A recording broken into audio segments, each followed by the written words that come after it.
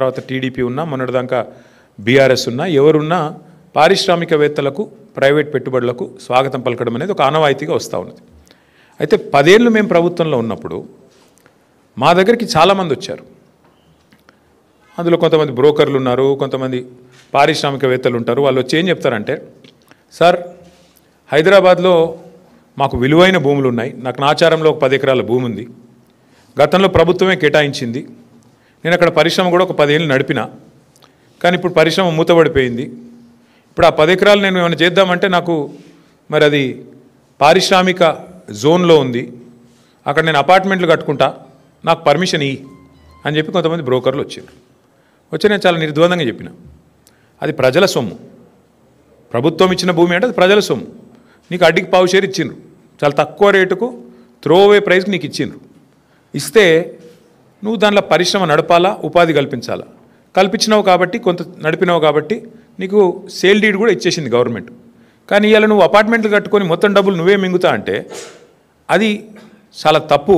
ఎందుకంటే అక్కడ ప్రైవేట్ రంగంలో ప్రైవేట్గా కొనుక్కుంటే అక్కడ 50 కోట్లు ఉంటుంది ఎకరం నాచారంలో, మరి నువ్వేమో ఎప్పుడో 20 ఏళ్ళ కింద తీసుకొని ఇప్పుడు దాన్ని ప్రైవేట్గా మొత్తం నేను మొత్తం గుటకాయ స్వాహా చేస్తా, నాకు మద్దతు ఇవ్వంటే నేను ఇవ్వలేను బాబు అని చెప్పిన. సరే మాకు డబ్బులు ఆఫర్ చేసినారు, చాలా చేసినారు, అట్లా కాదు సార్ మీకు ఇంత ఇస్తాం అంత ఇస్తాం, nothing doing, we will not do this, we will not entertain this అని చెప్పి మేము ఆ రోజు ఎక్కడా కూడా ఇట్లాంటి కన్వర్షన్లకు మేము తావు ఇవ్వలేదు. కానీ ఇవాళ ఎంత పెద్ద భూ కుంభకోణం అంటే ఇవాళ రేవంత్ రెడ్డి ప్రభుత్వం తెరలేపింది సామాన్యమైన భూ కుంభకోణం కాదు. 1 కాదు 2 కాదు, హైదరాబాద్లో చాలా చాలా పెద్ద ఎత్తున మన దగ్గర పారిశ్రామిక వాడలు ఉన్నాయి.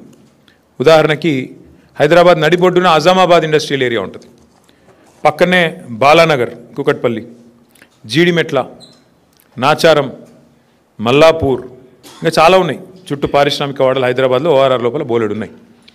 ఎక్కడ కూడా ఇవాళ మార్కెట్లో మీరు చూసినట్టయితే అక్కడ ఎకరం 40-50 కోట్లకు తక్కువ ఎక్కడ ఉండదు, గజాల లెక్కనే ఉంది, ఎకరం లెక్క కూడా లేదు. గజాల చొప్పున 2 లక్షలు, 1-1.5 గజానికి ఈ స్థాయిలోనే ఉంటుంది. ఇవాళ అట్లాంటి భూముల్లో రేవంత్ రెడ్డి ప్రభుత్వం తెరలేపిన కుంభకోణం ఎంత పెద్దది అంటే దాదాపు 9,200 పైచిలకు ఎకరాలు, దాదాపు 9,300 ఎకరాల భూమి హైదరాబాద్లో. అంటే మీరు సగటున 40 కోట్లు వేసుకున్న ఎకరానికి దగ్గర 4 లక్షల కోట్లు, దగ్గర అంటే 3.5 లక్షల కోట్ల నుంచి 4 లక్షల కోట్ల మధ్యన మార్కెట్ వాల్యూ ప్రకారం.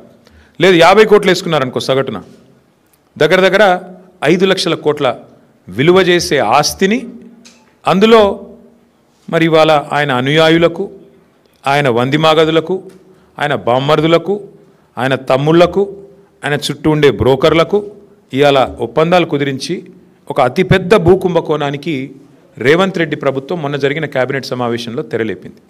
ఇది నేనేదో ఊరికే ఆషామాషిగా ఆరోపణలు చేయట్లేదు. ఎక్కడెక్కడ విలువైన భూములు ఉన్నాయో ఇవాళ హైదరాబాద్ చుట్టూ అక్కడ రేవంత్ రెడ్డి ముఠా వాలిపోయింది. మొన్న కొండా సురేఖ గారి ఉదంతమే దానికి ఒక క్లాసిక్ ఎగ్జాంపుల్. కొండా సురేఖ గారి కుమార్తె ఆ రోజు కొన్ని ఆరోపణలు చేసింది నిర్దిష్టంగా, మిగతా ఆరోపణలు పక్కన పెడితే ఒక స్పష్టమైన ఆరోపణ ఆ రోజు చేసింది అమ్మాయి.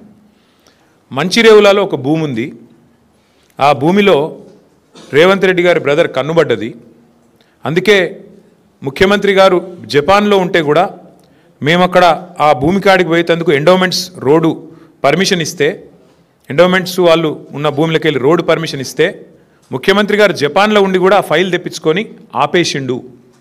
అంటే ఒక రియల్ ఎస్టేటు దందా చేసేవాడు ముఖ్యమంత్రి అయితే ఏమవుతుంది అంటే ఒక ఇది అవుతుంది. ఇలా ఆయన ఆలోచన అంతా కూడా భూముల చుట్టూ, భూమి చుట్టే పరిభ్రమిస్తూ ఉన్నది. ఇవాళ జరుగుతున్నది ఏంటి అంటే పక్కన బుద్వేల్లో మూసీ ప్రాజెక్టు పేరు మీద అక్కడ కుంభకోణం, అట్లాగే మెట్రోలో భూమి మీద కన్నేసే మెట్రో CFOని బెదిరించి L&Tని మెట్రోలోకి వెళ్ళి ఎలగొట్టిండు. 1-2 కాదు నేను చెప్పేది, ఉదంతాలు మీరు చూడండి, ఒక ప్యాటర్న్ చూడండి. సెంట్రల్ యూనివర్సిటీ భూముల మీద కన్నేసి అక్కడ విద్యార్థుల మీద అక్కడ అసలు మొత్తం బుల్డోజర్లతో అర్ధరాత్రి పోయి మొత్తం 400 ఎకరాల మీద కన్నేసి అక్కడ అరాచకం చేసిండు, అప్పుడు సుప్రీంకోర్టు ఆపింది. అట్లాగే ఈరోజు సేమ్ థింగ్ 9,292 ఎకరాల పారిశ్రామిక భూముల మీద కన్నేసి రేవంత్ రెడ్డి గారు ఆయన ప్రభుత్వం ఇవాళ Hyderabad industrial lands transformation policy అనే పేరిట భూములను కొల్లగొట్టే కుంభకోణానికి తెరలేపిండు. ఇక్కడ సింపుల్గా నేను చెప్పే లెక్క మళ్ళొకసారి అర్థం చేసుకోండి. ఈ 9,292 ఎకరాలు మొత్తం కూడా ప్రభుత్వ భూమి. ప్రభుత్వం పారిశ్రామికవేత్తలకు మీరు పరిశ్రమ పెట్టండి అని ఇచ్చిన భూమి. అడ్డికి పావు షేరు అంటే మార్కెట్ విలువ రూపాయి అయితే 10 పైసలకో రూపాయికో రూపాయల 1 పైసకో ఇచ్చిన భూమి ఇది. ఇవాళ ఆ భూమి విలువ పెరిగింది, 100 రెట్లు పెరిగింది, 100 రెట్లు పెరిగింది, 1000 రెట్లు పెరిగింది. పెరిగిన ఆ భూమి విలువను, పెరిగిన ఆ భూములను ఇవాళ ఏటీఎంగా దాన్ని పేటీఎంగా మార్చుకునే ప్రయత్నమే రేవంత్ రెడ్డి గారు చేస్తూ ఉన్నారు. అంటే 4.5 లక్షల కోట్ల విలువైన భూమిని ఇవాళ కొల్లగొట్టి దానికి ఇవాళ పెట్టిన స్కీమ్ కూడా మీరు చూడండి, పాలసీ ఎట్లా పెట్టినా కూడా నేను చెప్తాను మీకు. అంటే ఈ స్కామ్ అర్థం కావాలంటే మీరు కొద్దిగా చరిత్రలోకి పోవాలి. 50-60 ఏళ్ళ కింది నుంచి హైదరాబాద్ చుట్టూతా ఎంసీహెచ్ ఉన్నప్పుడు భూములు కేటాయిస్తూ పోయినాయి ప్రభుత్వాలు. ఇప్పుడు నేను చెప్పిన పారిశ్రామిక వాడలు మల్లాపూర్ కానీ, చెర్లపల్లి కానీ, నాచారం కానీ, జీడిమెట్ల కానీ, బాల్నగర్ కానీ, అట్లాగే ఆజామాబాద్ కానీ ఇక్కడ భూములు కేటాయింపులు చేస్తూ పోయినారు. అందులోకెళ్ళి వచ్చినాయి ఇవన్నీ కూడా. మౌలాలి, తర్వాత కుషాయిగూడ, కాటేదాన్, ఇవన్నీ కూడా అందులోకెళ్ళి వచ్చినాయి. చందులాల్ బిరాదరి చుట్టూ వచ్చిన పారిశ్రామిక వాడలు. ఇప్పుడు ఏమైంది, సిటీ పెరుగుతా పోయింది, ఇవన్నీ సిటీ మధ్యలోకి వచ్చినాయి, భూముల విలువలు పెరిగిపోయినాయి. ఇప్పుడు పెరిగిపోయిన వాటి వల్ల ఏమైంది, చుట్టూ కాలనీలు కూడా రావడం వల్ల ప్రజలు గొడవ చేయడం